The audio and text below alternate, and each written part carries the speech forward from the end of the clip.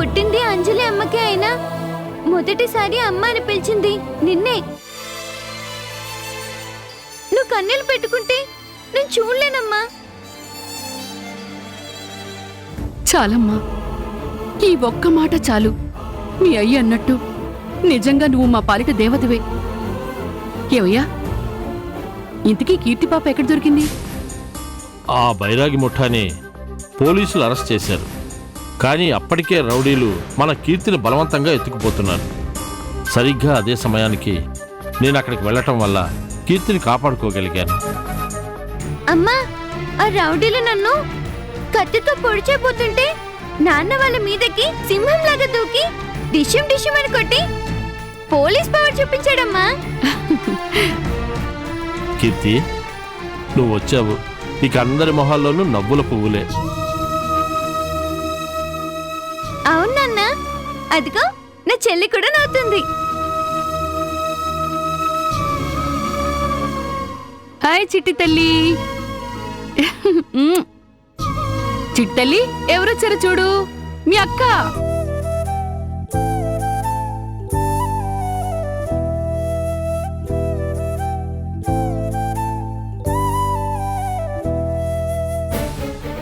కీర్తి, అది వెతుకోవడమే.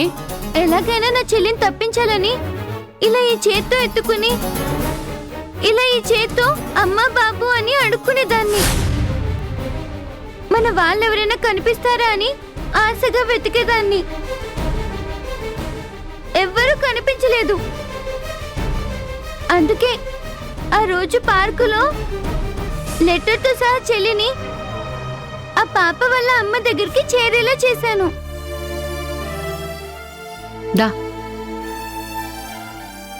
అమ్మా కీర్తి, కోటీశ్వర్ల బిడ్డవి. చివరికి నీ చెల్లెల కోసం నువ్వు. నాన్న, అమ్మ ఆపేస్తే ఇప్పుడు నువ్వు మొదలు పెట్టావా? ఆ ముష్టోళ్ళ డెల్లో ఉన్నందుకే నాకు ఆకలంటే తెలిసింది, బాధ అంటే తెలిసింది, బాధ్యత అంటే కూడా తెలిసింది. ఏమయ్యా, కీర్తి ఇప్పుడు మన కళ్ళ ముందుంటే అక్కడ రాజశేఖర్ గారింట్లో కీర్తిలాగా ఉన్నదెవరు? డూప్లికేట్ కీర్తి. అంటే అచ్చం నీలాగే ఉన్న పిల్ల మీ ఇంట్లో ఉన్నట్టు నీకు ముందే తెలుసా? తెలుసు.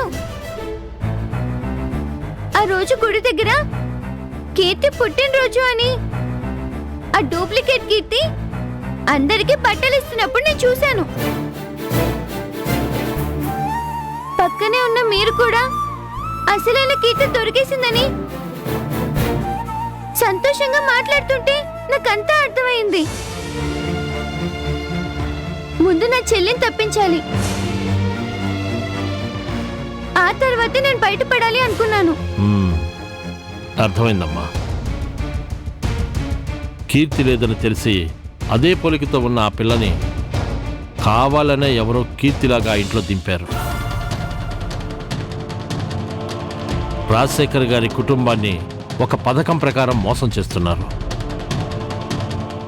ఏంటయ్యా, నాకంతా తికమకగా ఉంది. అసలు ఎవరో పిల్ల కీర్తిలో ఎందుకుంది? కీర్తి ప్లేస్లోకి ఎందుకొచ్చింది? ఎవరు తీసుకొచ్చారు? కావాలని అందరూ ఎందుకు మోసం చేస్తున్నారు? తెలుస్తుంది. కీర్తిని మా పోలీసులతో పాటు అక్కడికి తీసుకెళ్లి ఆ రాజశేఖర్ గారి ముందు నిలబెడితే వాళ్ళ నాటకం మొత్తం బయటపడుతుంది. వద్దు నాన్న, వద్దు.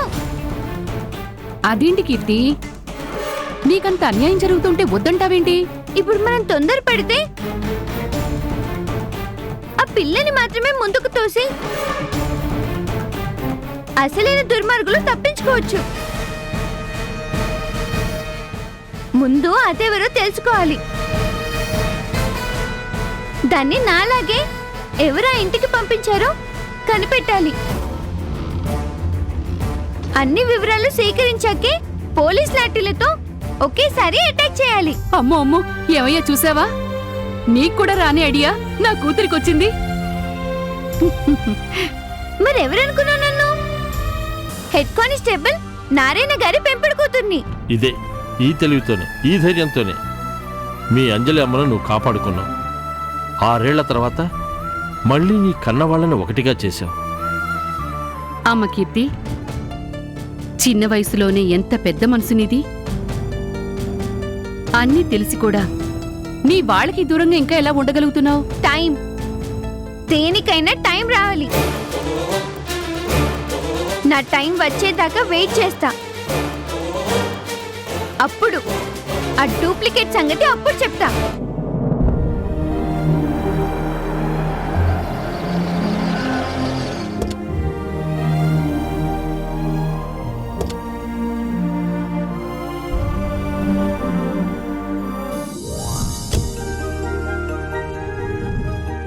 కీర్తి, బాయ్ అమ్మా. Bye daddy. కీర్తి, ఏమైందమ్మా?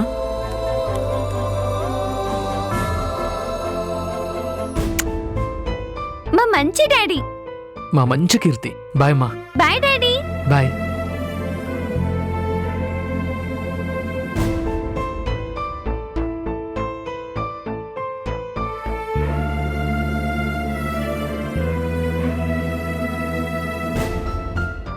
సార్ నమస్తే సార్.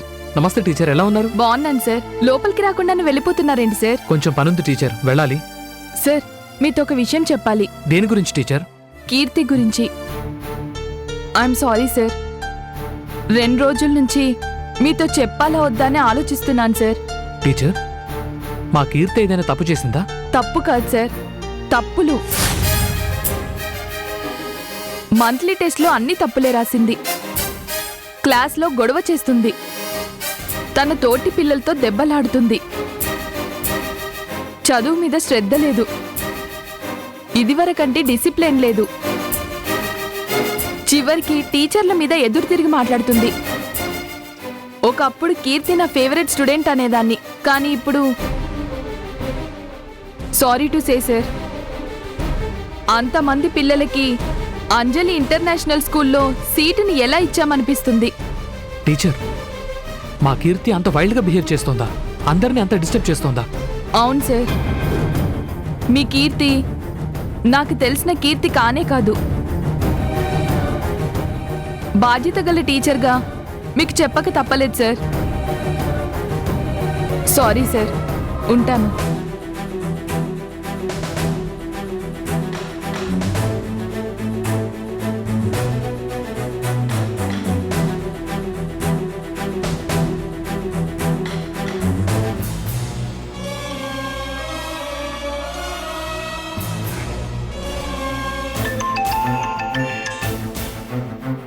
హలో రాజశేఖర్ గారు, ఎలా ఉన్నారు?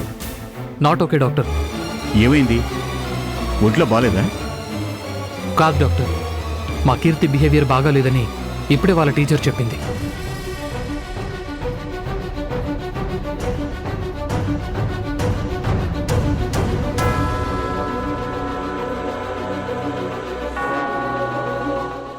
ఇది డాక్టర్ పరిస్థితి. స్కూల్లోనే కాదు, ఇంట్లో కూడా కీర్తి వింతగానే ప్రవర్తిస్తోంది. మా పింకీ అంటే ప్రాణం పెట్టేది, ఇప్పుడు దాంతో కూడా పొడి పొడిగా మాట్లాడుతోంది. ఒక్కోసారి బాగా తెలిసిన వాళ్ళని కూడా గుర్తుపట్టనట్టే బిహేవ్ చేస్తోంది. తన బాడీ లాంగ్వేజ్ కూడా మారింది. ఒకసారి నాకే తనే మా కీర్తి అని అనిపిస్తోంది. ఐసి. చెప్పండి డాక్టర్, మా కీర్తి ఇంత అబ్నార్మల్గా తయారవడానికి ప్రాబ్లం ఏంటంటారు? కంగారు పడకండి రాజశేఖర్ గారు. మిగతా పిల్లలాగా మీ కీర్తి లైఫ్ నార్మల్గా లేదు. చిన్న వయసులోనే ఎన్నెన్నో కష్టాలు పడింది, ప్రమాదాల్ని ఎదుర్కొంది, విపరీతమైన టెన్షన్స్ని భరించింది. చివరికి అడవిలో కూడా ప్రాణభయంతో పరుగులు తీసింది. అంజలి బతుకుతుందో లేదో అని భరించలేని స్ట్రెస్ కూడా గురైంది. సైకలాజికల్గా అవన్నీ కలిసి కీర్తిని బాగా డిస్టర్బ్ చేసుంటాయి. డాక్టర్, అంటే అంటే మా కీర్తి ఎప్పటికీ ఇలాగే ఉంటుందా? No no no no. తాత్కాలికంగా మోగదైపోయినా మీ కీర్తికి మళ్ళీ మాట వచ్చింది కదా. అలాగే న్యూరో ట్రీట్మెంట్ చేస్తే కీర్తి తప్పకుండా నార్మల్గా మారుతుంది. అయితే కీర్తిని వెంటనే మీ దగ్గరికి తీసుకొని రమ్మంటారా? రేపే తీసుకురండి. అన్ని పరీక్షలు చేశాక రిజల్ట్ని బట్టి ఏం చేయాలో ఆలోచిద్దాం. Thank you doctor. రేపే నేను అంజలి మా కీర్తిని తీసుకుని మీ దగ్గరికి వస్తాం. అలాగే. ఉంటానండి.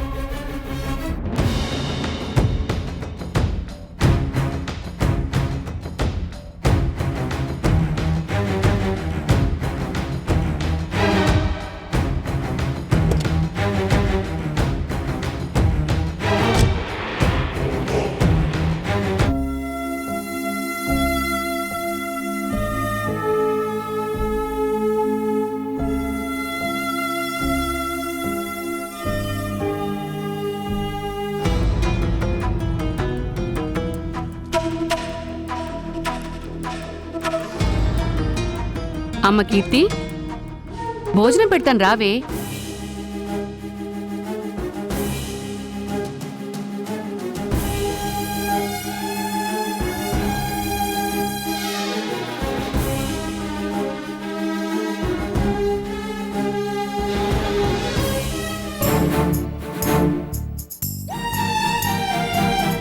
కీర్తి,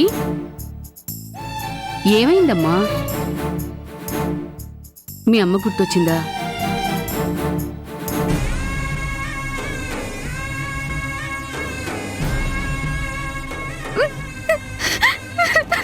పిచ్చి పిల్ల, ఊరుకోమ్మా. అమ్మా, కళ్ళు మూసినా తెరిచినా అమ్మ నాన్నలే గుర్తొస్తున్నారు. ఇన్నాళ్ళు ఎలాగైనా వాళ్ళిద్దరిని కలపాలి అనుకున్నాను. నన్ను కన్న వాళ్ళు ఎవరో తెలియక ఎన్నోసార్లు ఏడ్చాను, ఎన్నెన్నో కష్టాలు పడ్డాను. ఈ చేత్తో ముష్టి కూడా ఎత్తి బతికానమ్మా.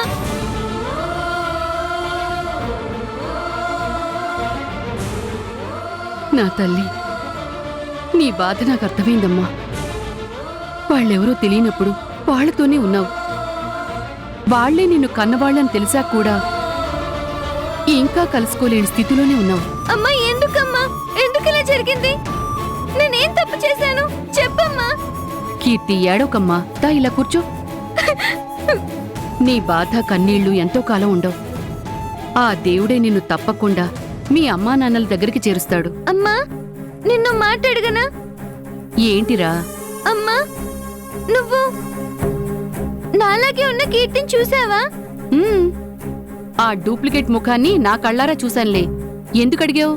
అదే అమ్మా, అప్పటికి నేను ఇంకా దొరకలేదు కదా. మరి నీకు అక్కడ ఉన్నది అసలు కీర్తి కాదని ఆ డౌట్ ఎందుకు వచ్చింది? నేను నిన్ను పెంచిన తల్లినే. నువ్వు నోరు తెరవకపోయినా నీ మనసులో ఏముందో నీ కళ్ళని చూస్తే నాకు తెలిసిపోతుంది. అయినా అడిగావు కాబట్టి చెప్తున్నాను. ఇదిగో, నీ మోచేతి కింద ఈ పుట్టుమచ్చుందే. నువ్వు పురిటి బిడ్డగా నా దగ్గరకు వచ్చినప్పటి నుంచి చూస్తున్నాను. ఆ డూప్లికేట్ చేతి మీద ఈ పుట్టుమచ్చ లేనే లేదు. నువ్వు గుర్తుపట్టావు కదా, మరి మా అమ్మ ఎందుకు నమ్మేసింది? అన్నీ తెలిసినా మా నాన్న కూడా ఎలా మోసపోయారు? మా అత్త, పింకీ అక్క, మూర్తి మాయ కూడా పిచ్చలు అయిపోయారా? కీర్తి, ఒక్క మాట చెప్పనా? ఆరాటంతో ఎదురు చూసేవాళ్ళు అవసరాల కోసం వెతుక్కోరు. కళ్ళకు కనిపించేదే నిజమనుకుంటారు. దూరమైన బిడ్డ దొరికింది అనే ఆనందంతో ఇంకేమీ ఆలోచించలేదు. ఒక్కోసారి మన కళ్ళే మనల్ని మోసం చేస్తాయి అంటే ఇదే. ఆ డూప్లికేట్ నాకు ఎదురు పడాలి, అప్పుడు చెప్తే దాని సంగతి. అలాగే కాని, పొద్దుపోతోంది, ముందు తిను.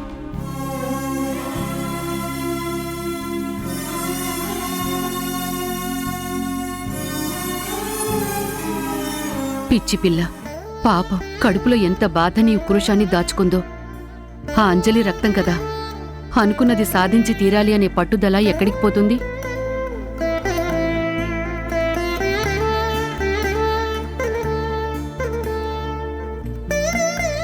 ఏంటి నారాజు నువ్వు చెప్పేది? అసలు కీర్తి ఆ కానిస్టేబుల్ నారాయణ ఇంట్లో ఉందా? అవును, ఆ పిల్ల అక్కడే ఉంది. నేను నా కళ్ళారా చూశాను. ఆశ్చర్యంగా ఉందే. అసలు కీర్తి నారాయణ దగ్గరే ఉందంటే ఈ పాటికి ఇక్కడ ఉన్నది నకిలీ అని వాళ్ళు పసిగట్టేసి ఉండాలి కదా. ఈ నిజం తెలిసి కూడా ఆ నారాయణ కనకం వచ్చి ఆ రాజశేఖర్ గారికి నిజం ఎందుకు చెప్పలేదు? ఇదే అనుమానం నాకు వచ్చింది. కీర్తిని చూడ్డానికి ఆ పిల్లని పెంచిన వాళ్ళు వచ్చారని, మన బుజ్జి తడబడిందని మీరు చెప్పిన రోజే నాలో ఆలోచన మొదలైంది. కావాలనే ఆ మొగుడు పిల్లలు మరోసారి వచ్చారని, మన బుజ్జిని ఆ కనకం గుచ్చి గుచ్చి చూసిందని, చిన్నప్పటి సంగతులన్నీ అడిగిందని మీరు కంగారు పడ్డప్పుడే నాకు మొత్తం అర్థమైపోయింది. అంటే నువ్వెంత కష్టపడి ట్రైనింగ్ ఇచ్చినా మన బుజ్జి దొరికిపోయినట్టేనా? పెద్ద పులి కళ్ళు పోలీసోడు కళ్ళు ఒకటే. ఏమాత్రం తేడా వచ్చినా ఇట్టే పసిగట్టేస్తారు. చిన్నపిల్ల బుజ్జి మాత్రం ఏం చేస్తుంది? అందుకే నాకు విషయం తెలిసినా తొందరపడి బుజ్జిని కంగారు పెట్టలేదు.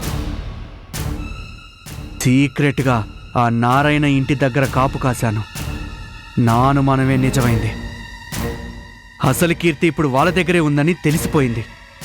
నాగరాజు, ఇప్పుడేం చేద్దాం? వీరయ్య, ఇలాంటప్పుడే మనం ఆచితూచి అడుగు ముందుకేయాలి. ఇక్కడున్నది అసలు కీర్తి కాదు అని తెలిసి కూడా వాళ్ళు సైలెంట్గా ఉన్నారంటే తప్పకుండా వాళ్ళేదో ప్లాన్ చేస్తున్నట్టే. అమ్మో, అసలే పోలీసు వాళ్ళతో వ్యవహారం. దొరికిపోతే మక్కిలు ఎరగొట్టి లోపలికి తోస్తారేమో. బా, కంగారు పడకండి. కోట్లు కావాలంటే బతుకంతా కూలి పని చేస్తే రావు. అందుకే కదా నాగరాజు, ప్రమాదం అని తెలిసి కూడా మేమిద్దరం నీతో చేతులు కలిపింది. ఇప్పుడేం చేద్దాం నువ్వే చెప్పు. మన బుజ్జే కీర్తిగా చలామణి కావాలంటే వీలైనంత తొందరగా ఆ అసలు కీర్తిని లేపేయాలి. మన బుజ్జి బతకాలంటే ఆ కీర్తి చావాలి, అంతే. కానీ ఎలా? పోలీసోడు ఇంట్లో ఉన్న ఆ కీర్తిని అదంతా నాకు వదిలిపెట్టండి. ఆ సులోచనాదేవి గారు 100 కోట్ల విలువైన తన ఆస్తి మొత్తాన్ని అంజలి మీద ప్రేమతో కీర్తికి ఇవ్వబోతుంది. అంటే కీర్తి ప్లేస్లో ఉన్న మన బుజ్జి తొందరలోనే మహారాణి కాబోతుంది. ఆ తర్వాత అసలు కీర్తి చచ్చిపోయాక ఆ నారాయణ ఎంత మొత్తుకున్నా ఎవ్వరూ నమ్మరు. ఆ తర్వాత మంచి ముహూర్తం చూసి ఆ రాజశేఖర్ కుటుంబాన్ని మొత్తం ఓ రోడ్డు యాక్సిడెంట్లో ఫినిష్ చేద్దాం. అర్థమైంది. ఆ సులోచనాదేవి గారి ఆస్తికి ఈ రాజశేఖర్ గారి ఆస్తికి కూడా మడబుద్ధియే పట్టపురాని అవుతుంది. అమ్మో అమ్మో, తలుచుకుంటేనే కళ్ళ ముందు స్వర్గం కనిపిస్తుంది. మన బుజ్జికి మన ముగ్గురం గార్డియన్స్గా ఉండాలి. అందుకోబోయే ఆ స్వర్గాన్ని 3 భాగాలు చేసి మనం ముగ్గురం సమానంగా అనుభవించాలి. ఇదే ఈ నాగరాజు వేసిన పర్ఫెక్ట్ ప్లాన్. ఈ క్షణం నుంచి మీరు కేర్ఫుల్గా ఉండండి. నేను మాత్రం ఆ కీర్తిని లేపేశాకే మళ్ళీ మీకు టచ్లోకి వస్తాను.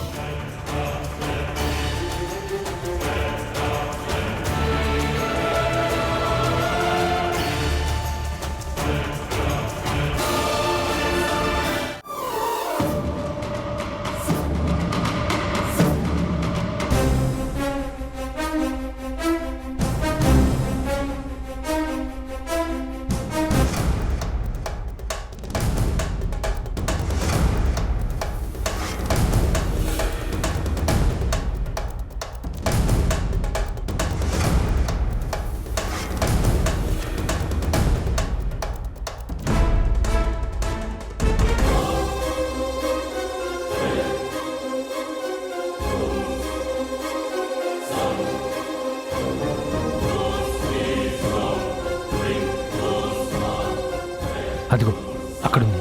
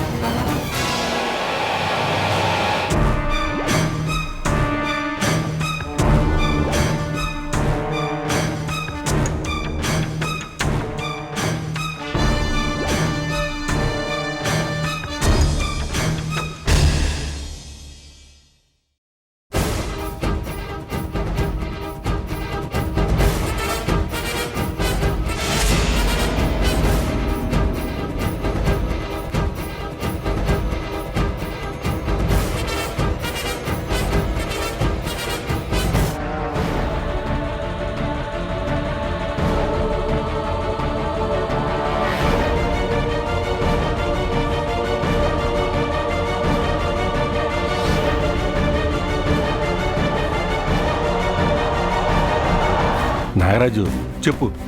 అయిపోయింది. అయిపోయిందా అంటే? ఫినిష్. అసలు కీర్తిని మన వాళ్ళు లేపేశారు. స్పాట్ నుంచి మన వాళ్ళు నిన్న రాత్రి ఫోన్ చేశారు.